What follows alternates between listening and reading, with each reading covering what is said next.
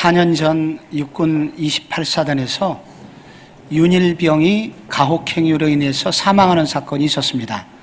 당시 세간의 언론에 큰 파장을 일으키면서 전 국민이 그 사건 때문에 분노한 적이 있습니다. 그런데 최근 얼마 전 긴 재판의 과정을 통해서 이제 최종 판결이 나오게 되었습니다. 그 재판 과정과 판결문을 통해서 윤일병이 어떤 고생을 했는지를 이제 조금은 더 소상히 알게 되었습니다. 윤일병은 모 대학 간호학과에 다니고 있었고, 이 청년은 키가 1m 62cm, 아주 작은 왜소한 체구를 가지고 있었습니다. 그가 이제 훈련을 마치고 자대를 이제 의무병으로 자대 배치를 받았는데, 이 의무병들이 지내는 숙소는 조금은 본대로부터 떨어져 있는 외진 곳이었습니다. 약 4-5명, 5-6명의 선임병들이 함께 지내고 있는 곳이었습니다. 들어가는 첫날부터 몇 가지를 묻더니 이제 가슴에 주먹이 꽂히고 또 허벅지를 발길질 당하고 쓰러지게 됩니다. 그리고 마대자루가 부러질 정도로 맞게 됩니다.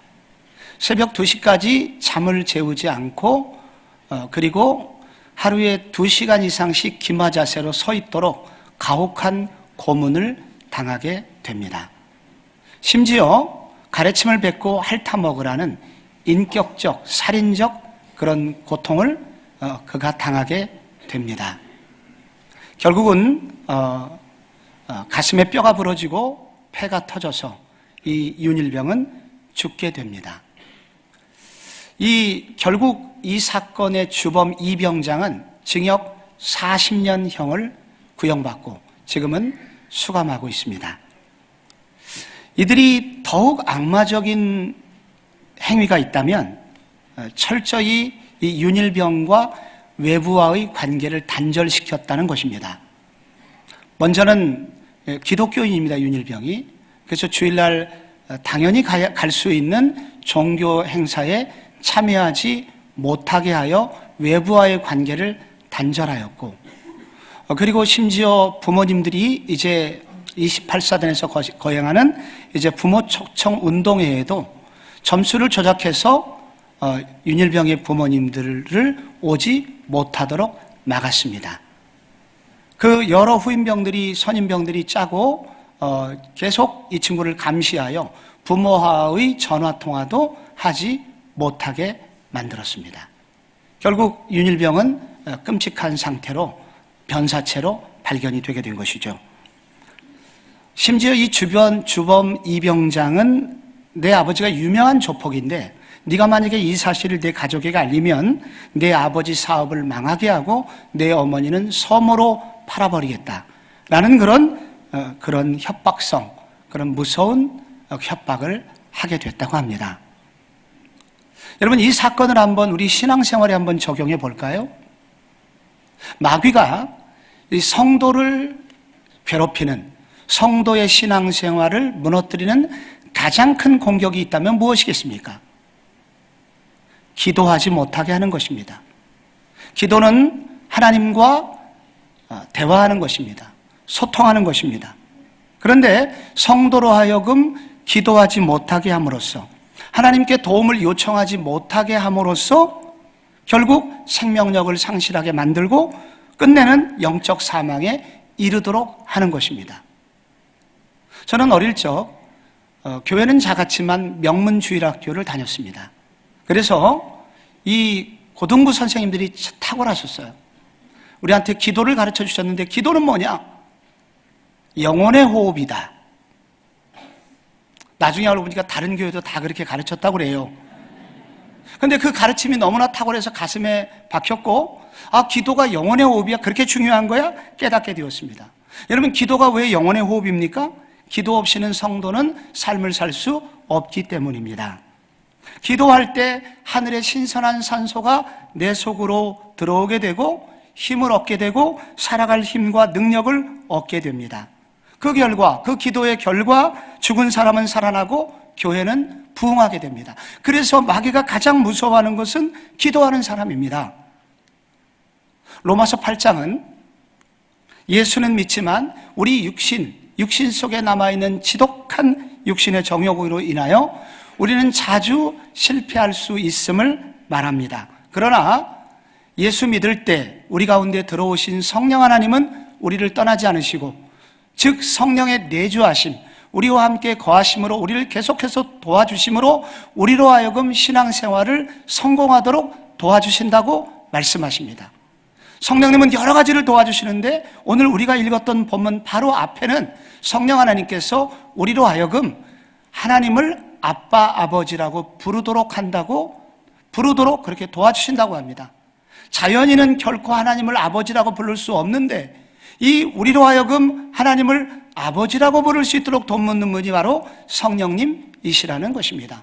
심지어 성령 하나님은 우리가 받을 하늘나라의 상속이 얼마나 큰지를 보여주심으로써 우리로 하여금 이 땅의 고난을 넉넉히 이기도록 도와주신다고 말씀하십니다. 그래서 성령님은 우리를 도와주시는 분으로 지금도 우리 속에 거하고 계십니다.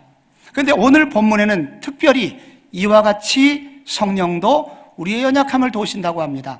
이와 같이라고 하는 말은 다른 부분에서도 도와주셨던 것처럼 오늘 이 부분, 특별히 기도의 영역에서도 도와주신다는 그런 말씀입니다. 성령님은 다른 영역에서도 도와주시지만 특별히 성도가 계속하여 하늘나라의 산소를 공급받고 계속해서 성장할 수 있도록 도와주신다는 것입니다. 그러면 성령님은 우리의 기도를 어떻게 도와주실까요?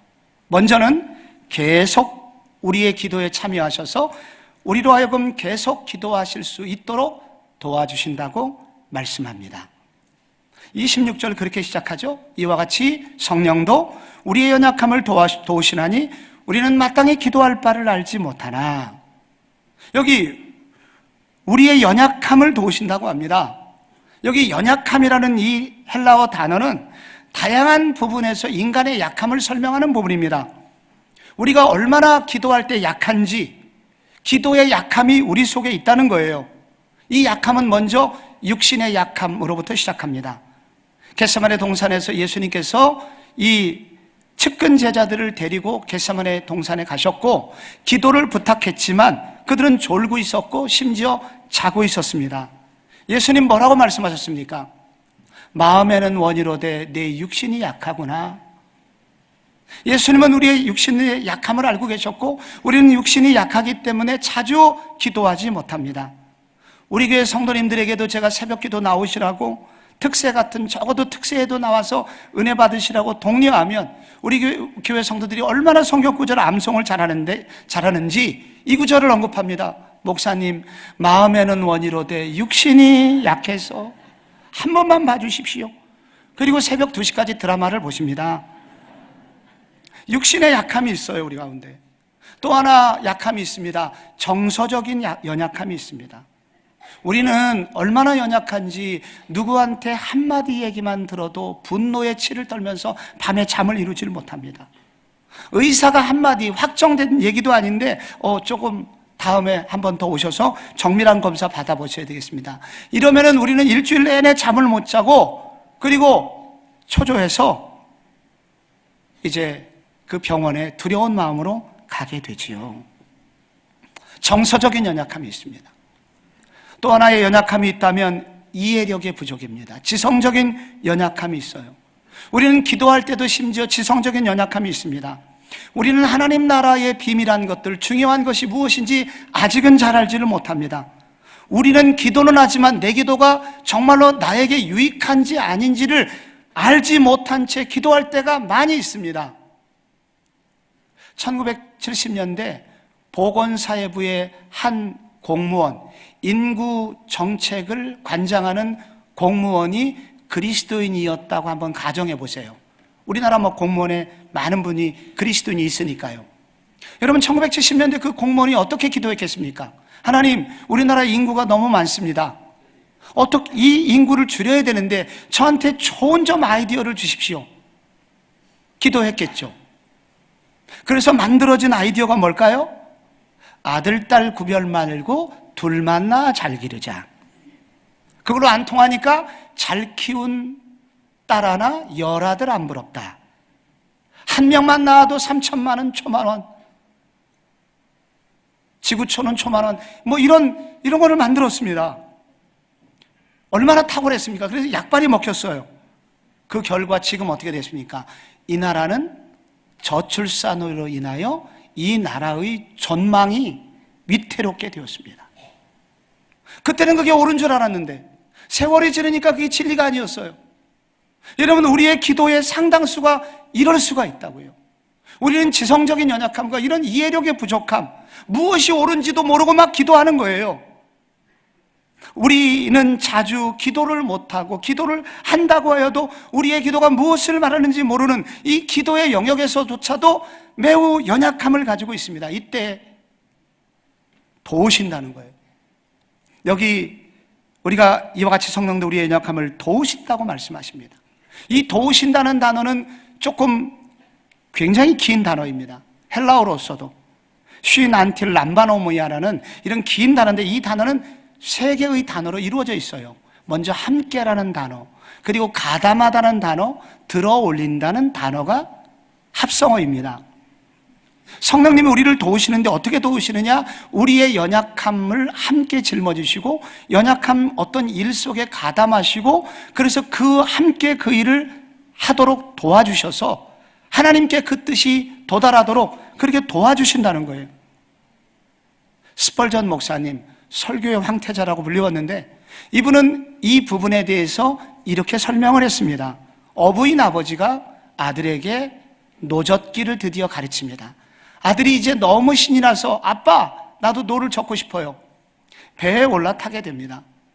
그런데 막상 올라타지만 이 노라는 것은 아들의 키보다도 훨씬 더 커요.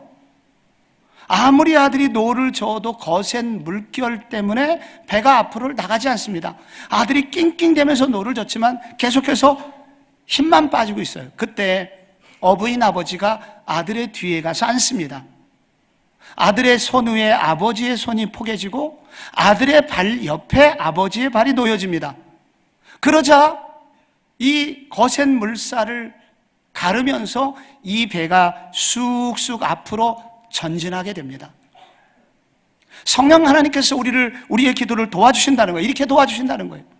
우리가 무엇을 기도할지 모를 때, 우리가 연약할 때, 그래서 우리로 하여금 계속해서 전진할 수 있도록 성령 하나님은 우리의 기도 속에 참여하시고 계속 기도할 수 있도록 도와주신다는 거예요.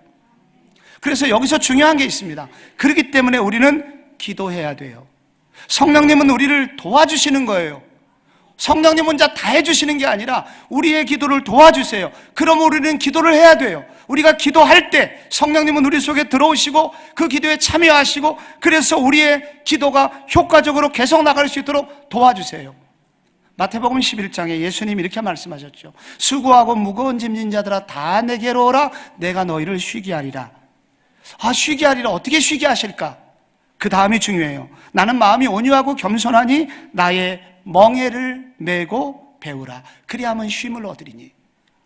아니, 쉬라고 하시면서 나의 멍에를 메라고 하세요. 예수님이 우리에게 쉬게 하는 방식은 주님의 멍에를 함께 메는 방식입니다. 1세기 유대인의 그 소들이 이렇게 일을 할 때는 한 결의로, 한 쌍으로 한 거예요. 그래서 소 한 마리, 소 한 마리, 두 마리가 함께 같은 멍에를 메고 끌고 가는 것입니다. 나의 멍에를 멜 때 우리 주님도 도와주시겠다고 말씀하셨죠. 그러므로 우리는 기도해야 되고, 기도하면 성령 하나님께서 우리의 기도 속에 개입하시고 간섭하셔서 우리의 기도가 계속될 수 있도록 도와주세요. 여기 머리 좋은 사람이 빠지는 함정이 있습니다. 논리적인 사람이 늘 이렇게 해요. 하나님은 전능하시잖아요. 전지하시잖아요. 그렇기 때문에 우리의 모든 것을 아시잖아요. 우리를 또 사랑하신다면서요. 그러면 모든 것을 다 들어주시겠네요. 그러므로 우리는 기도 안 해도 돼요. 기도 큰 소리로 하면 여보게 왜 이렇게 소리를 지르나? 하나님 귀가 먹으셨나? 하나님 다 알고 계셔. 제발 잠잠히 있어. 이렇게 이야기는 하는 분들이 있습니다. 이것은 전도의 영역에서는 마찬가지예요. 하나님은 예정해 놓으셨다며 왜 전도해? 하면서 이렇게 논리적으로 전도를 하지 않는 분들이 있습니다. 그렇다면 여러분, 성경에 왜 그리도 많은 구절에서 기도를 강조하겠습니까? 항상 쉬지 말고 기도하라. 항상 기뻐하라. 쉬지 말고 기도하라. 왜 쉬지 말고 기도하라고 하실까요? 구하라 그러면 찾을 것이요, 찾으라, 두드리라 그럼 너에게 열릴 것이다. 너는 내게 부르짖으라, 내가 내게 응답하겠고. 여러분, 왜 이런 구절들이 성경에 나오겠습니까? 성경은 때로 우리의 논리와 이성을 초월하는 영역이 있는 거예요. 우리가 잘 모르는 영역이 있는 거예요. 우리로서는 모순 같지만 하나님의 영적인 영역에서는 이것이 꼭 필요한 것입니다. 그러므로 성도 여러분, 이런 논리적인 잘못된 생각으로부터 벗어나서 기도의 자리에 참여하실 수 있기를 바랍니다. 기도해야 됩니다. 기도의 자리로 나아가야 됩니다. 그러면 성령님께서 우리의 기도에 참여하시고 성령님을 초청하실 때 우리 속에 우리의 기도에 참여하셔서 우리로 하여금 계속하여 기도할 수 있도록 도와주신다는 거예요. 성령님은 우리의 기도를 어떻게 도와주시나요? 둘째로 탄식의 아픔과 하늘의 언어를 동원하여 우리의 기도를 도와주십니다. 오늘 여기 이렇게 나옵니다. 26절 뒷부분에 오직 성령이 말할 수 없는 탄식으로 우리를 위하여 친히 간구하시느니라. 여기 말할 수 없는 탄식이 나옵니다. 탄식. 이 탄식을 대부분의 영어 성경은 groaning 이렇게 번역했습니다. 울부짖음이에요. 신음소리입니다. 일부 조직신학자들은 이 부분을 해석할 때 성령님은 하나님이시기 때문에 하나님께서 왜 부르짖겠는가, 탄식하겠는가, 혹은 후회하겠는가, 이것은 성령의 탄식이 아니라 인간의 탄식이다 라고 해석하는 분들이 있습니다. 그런데 여러분, 오늘 본문에는 성령의 탄식만 나오지 않고 사실 그 앞부분에는 두 개의 탄식이 더 나오고 있습니다. 22절에 보시면 피조물이 다 이제까지 함께 탄식하며, 피조물의 탄식이 나옵니다. 그리고 22절에는 피조물이 다 이제 23절에는 그뿐 아니라 우리 또한 우리 곧 성령의 처음 익은 열매를 받은 우리까지도 함께, 우리까지도 속으로 탄식하여 양자 될 것 곧 우리 몸의 속량을 기다리느니라. 여기 두 개의 탄식이 나옵니다. 피조물의 탄식이 나오고 성령의 처음 익은 열매들인 성도의 탄식이 나옵니다. 여러분, 피조물이 왜 탄식하죠? 자연계가 썩어가고 있기 때문에, 인간을 위하여 이렇게 수고를 해도 수고의 결과는 멸망으로 치달을 수밖에 없는 자신의 운명 때문에 여러분, 대자연이 지금 탄식하고 있다고 말합니다. 성도는 왜 탄식하죠? 자신이 하나님의 자녀임에도 불구하고 하나님의 자녀처럼 살지 못하기 때문에, 이 육신이라는 이 지긋지긋한 육신의 몸 때문에 결국은 하나님의 뜻대로 살지 못하기 때문에 우리 몸의 속량을 기다리면서 언젠가 우리의 몸까지 완전히 구원받을 그날을 기다리면서 지금 현재의 그렇지 못한 자신의 모습 때문에 탄식한다는 거예요. 그러면 성령님은 왜 탄식하실까요? 죄로 인하여 황폐한 대자연을 보면서, 그리고 이렇게 자신 하나님의 뜻대로 살기를 원하지만 살 수 없는 인간의, 성도의 패배하는 모습을 보면서, 이런 모습을 보면서 사랑이 가득한 성령님은 이렇게 탄식하며 통곡하고 계신다는 것입니다. 제가 한 10여 년 전에 사역훈련을 할 때 어느 여집사님, 어떤 어머니의 얘기를 듣고 너무 가슴 아팠던 적이 있습니다. 아들이 너무 똑똑했어요. 중3인데 뭐 국제 올림피아드 뭐 이렇게 수학 경시대에 나가서 수상하는 그런 아들입니다. 그러니 얼마나 기대가 많았겠어요. 근데 이 아들이 성적이 조금씩 떨어지기 시작했는데 어느 날 학원 선생님으로부터 전화가 왔답니다. 아들 노땡땡이 오늘 학원에 오지 않았습니다. 이상하네요. 1시간 전에 갔는데 낌새가 이상해서 동네 PC방을 돌아다녀 봤더니 PC방에서 게임을 하고 있어요. 아들아, 그러면 안 되지. 워낙 착실했던 아들이게 타일렀습니다. 근데 한 달 후에 또 전화가 왔어요. 오늘도 안 왔다고. 그래서 동네 PC방을 돌아다녔는데 없어요. 옆 동네 PC방에 가서 게임을 하고 있었습니다. 나중에 조금 더 혼냈고 이후에는 안 고쳐지자 매가 이제 회초리를 때렸고, 그래도 안 되는데 엄마가 막 울면서 아들에게 너 그러면 안 되잖아. 근데 아들이 말했습니다. 엄마, 나도 알아요. 다시는 안 그러려고 그랬는데 나도 모르게 자꾸 거기를 가게 되는 거예요. 그때 엄마가 우는 거예요. 탄식하는 거예요. 그때 엄마의 그로우닝, 이 한탄과 눈물이 쏟아지는 거예요. 근데 마치 성령님이 지금 우리를 향하여 지금 탄식하신다는 거예요. 신음소리를 내신다는 거예요. 왜 탄식하시겠어요? 왜 우리 때문에 탄식하시겠어요? 우리가 사랑하는 나의 백성들이 하나님의 뜻을 알고는 있지만 육신의 연약함으로 인하여 이렇게 범죄하고 육신의 연약함 때문에 알면서도 죄를 짓고 있는 모습 때문에 탄식하시는 거예요. 그러나 성령님은 어머니와는 달리, 인간인 어머니와는 달리 한 가지 더 하실 수 있는 일이 있습니다. 그것은 바로 말할 수 없는 탄식으로 친히 간구하신다는 것입니다. 말할 수 없는 탄식으로 간구하세요. 여기 말할 수 없는 탄식이라는 것은 표현할 수 없는 아픔으로 라는 것으로도 해석할 수 있지만 또 하나 더 좋은 해석이 있습니다.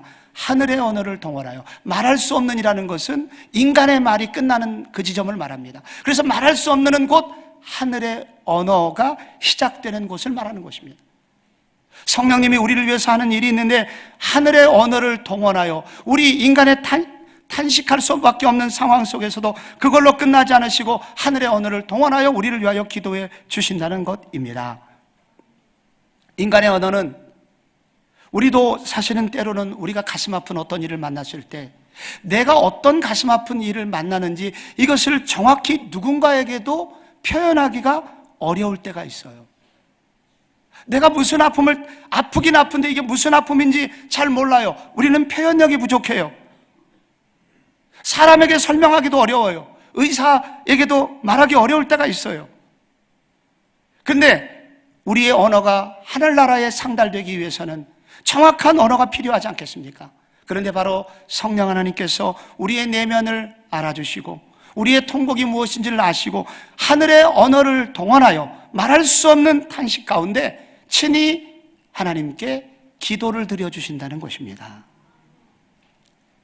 여기 친히 간구하시느니라 하는 이 말은 누구를 대신하여 탄원해 주신다는 거예요. 즉 중보기도 해주신다는 거예요. 이건 법적인 단어입니다. 내가 법적인 문제에 걸려서 재판을 받게 됐어요. 근데 이 문제를 나를 대신해서 누군가 도와주지 않으면 우리는 재판에서 져요. 그래서 변호사를 고용하는 것입니다. 여러분, 변호사가 해주는 일이 뭐예요? 의뢰인에게 재판을 앞두고 이런 말을 하죠. 판사가 이렇게 물을 겁니다. 이렇게 답변하시면 돼요. 변호사는 우리에게 이것을 가르쳐 주는 것이죠. 그때 그 재판이 효과적으로 끝나게 되고 우리는 법으로부터 자유로워질 수 있습니다. 이 성령 하나님이 우리를 위해서 해주시는 일은 이렇게 우리를 위하여 탄식해 주시고 울어주실 뿐만 아니라 우리의 내면의 깊은 고통의 그 마음 상태를 하늘의 언어로 바꾸어서 하나님께 기도해 주신다는 거예요. 집으로 가는 길이라는 영화가 있습니다. 전도연 주연의. 이건 실화를 바탕으로 한 일종의 다큐멘터리, 의도적으로 만들어진 사건을 이제 알리기 위해서 의도적으로 만들어진 그런 영화입니다. 생활이 어려워진 어떤 가정주부가 후배의 제안을 받습니다.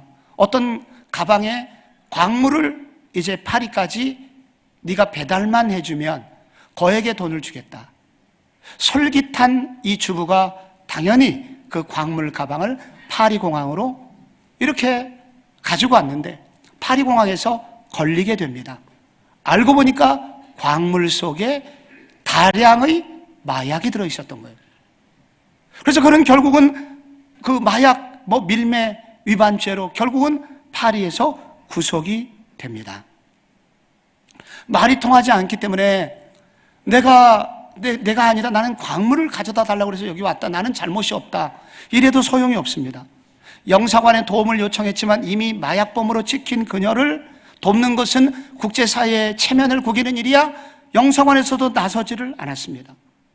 말이 통하지 않으니 아무도 도와줄 리가 없었고 자신의 처지를 알릴 수가 없었습니다. 그래서 그는 신속한 재판을 받고 마르티리크라고 하는 프랑스의 외딴 섬에 있는 교도소에 수감되어 2년 동안 죽을 고생을 하게 됩니다. 그러나 아무도 도와주지를 않았습니다. 그런데 다행히도 어떤 기자가 그 사실을 알게 되었고, 그것이 한국에 알려지게 되었고, 한국에서 통역관이 파견되어 되었고, 그 통역관이 그 여인의 아픔을 누군가에게 얘기함으로부터 시작하여 결국은 그녀가 고국으로 돌아오게 됩니다. 성령 하나님은 지금도 우리를 사랑하는 마음으로 탄식으로 기도해 주시고, 말할 수 없는 탄식, 하늘의 언어를 동원하여 친히 간구해 주심으로 우리의 법적인 문제까지 완전히 해결해 주시는 방법으로 여러분 우리의 기도를 돕고 계십니다. 성령님은 우리의 기도를 어떻게 도우실까요? 마지막으로 우리의 기도가 하늘의 보좌를 움직이도록 하기까지 도와주십니다. 달리 말하면 하나님께서 그 기도를 받으실 수밖에 없도록 그렇게 우리의 기도를 도와주세요. 여러분, 이렇게 성령님이 그동안 도와주신 결과 어떤 일이 생길까요? 27절에 보면 마음을 살피시는 이가 성령의 생각을 아시나니 이는 성령이 하나님의 뜻대로 성도를 위하여 간구하심이니라. 여기 마음을 살피시는 이것은 성부 하나님을 말합니다. 삼위일체 하나님 중에 마음을 살피시는 성부 하나님은 인간의 모든 마음을 감찰하시는 분입니다. 예레미야 17장에 나오죠. 만물보다 거짓되고 심히 부패한 것이 사람의 마음이라. 그런데 여호와는 심장을 살피며 폐부를 시험하고 각각 그 행위와 행실대로 보응하신다. 여기 마음을 감찰하시는 성부 하나님의 별명이세요. 마음을 살피시니 이 성부 하나님이 최종적으로 우리의 기도를 들으시고 최종적으로 기도를 응답해 주시는 최종 결정권자이신 분이 여러분 삼위일체 하나님 중에 성부 하나님이세요. 그런데 이 성부 하나님께서 성령의 생각을 아시나니, 성령의 생각은 무슨 생각입니까? 지금 성령님은 자기 백성들의 깊은 아픔을 파악하여 가슴 아픈 심정을 가지고 지금 탄식하면서 기도를 준비하고 있거든요. 근데 바로 그 성령 하나님의 마음을 이 성부 하나님이 아신다는 거예요. 아신다는 것은 하나라는 겁니다. 깊이 이해한다는 것입니다. 그래서 결국은 우리 기도를 들으시는 최종 결재권자이신 성부 하나님께서 우리의 내면의 아픔을, 우리의 내면의 통곡을, 우리가 지금 어떤 처지에 있는지 어떻게 아시느냐, 이 성령 하나님의 도우심을 통하여 결국은 성부 하나님께서 우리의 모든 아픔과 눈물까지 알게 되시는 거예요. 그 결과 우리의 기도가 하늘의 보좌에 올라가게 되고 성부 하나님께서 이 모든 기도를 응답해 주시는 결과로 내려오게 되는 것입니다. 그래서 여기 이런 구절이 있는 거예요. 마음을 살피시는 이 성부 하나님께서 성령의 생각을 아시기 때문에 이는 성령이 하나님의 뜻대로 성도를 위하여 간구하심이니라.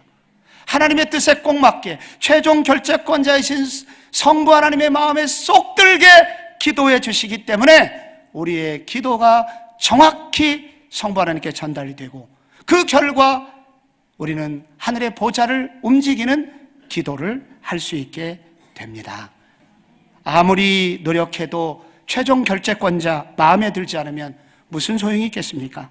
그런데 성령님은 기도를 들으시는 성부 하나님께 이 깊은 성도의 아픈 마음을 전달해 주심으로 그 결과 우리 모두의 기도가 유용한 기도가 되게 됩니다. 여러분, 이 하나님의 뜻을 모를 때 우리는 사실은 아무런 소용이 없습니다. 예를 들자면 어떤 할아버지가 아들에게, 혼자 되신 할아버지예요. 혼자 되신 할아버지가 아들에게 이렇게 말했다고 합니다. 아들아, 요즘 유난히 등이 시렵구나. 그래서 아들이 귀뚜라미 보일러를 놔줬다고 그래요. 아기를 못 알아들으니까 손자를 불렀답니다. 손자야, 내가 요즘 등을 긁어줄 사람이 없구나. 그랬더니 손자가 효자손을 사오더래요. 손자가 이제 때가 흘러갔고 결혼할 배우자를 데리고 왔습니다. 할아버지 허락해 주세요. 그 할아버지가 화를 확 내면서 효자손 끌어안고 살지 결혼은 뭐하러 해 이놈아, 그렇게 했다고 그래요. 지금 이 아버님, 할아버님의 내면의 깊은 속뜻은 무엇입니까? 새 장가를 가게 해달라는 거예요. 그런데 이 말귀를 못 알아듣는 거예요. 내면의 이 깊은 할아버지의 속을 알지 못하는 거예요. 우리가 기도의 헛발질은 언제 일어납니까? 성부 하나님이 어떤 생각을 가지고 무엇을 원하는지 모를 때 우리는 아무리 기도해도 하늘 아래, 우리의 기도가 하늘 아래 쓰레기통에 대부분 들어가게 됩니다. 그런데 바로 그렇게 되지 않도록 성령님께서 우리의 기도를 도와주신다고 말씀합니다.